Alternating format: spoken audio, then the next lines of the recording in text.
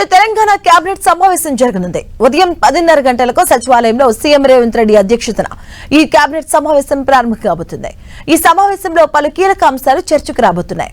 రాష్ట్రంలో భూ సమస్యలు, ల్యాండ్ పోలింగ్ అంశాలు కేబినెట్ ముందుకు వచ్చే అవకాశం ఉంది.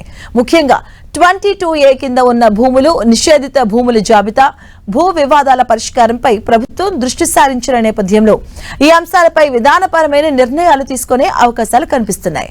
అలాగే మెట్రో విస్తరణకు సంబంధించిన ప్రతిపాదనలు కూడా ఈ కేబినెట్ భేటీలో కీలకంగా మారుతుంది. నగర విస్తరణకు అనుగుణంగా మెట్రో ఫేజ్ 2 కి సంబంధించి ప్రభుత్వం తీసుకోబోయే నిర్ణయాలపై కేబినెట్ లో చర్చించబోతున్నట్టుగా సమాచారం.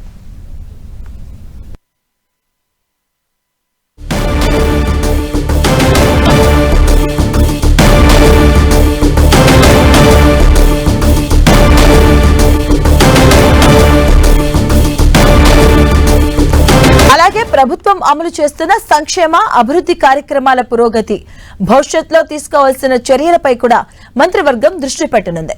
ముఖ్యంగా అసెంబ్లీ సమావేశాలపై కూడా ఈ కేబినెట్ లో చర్చించబోతున్నారు.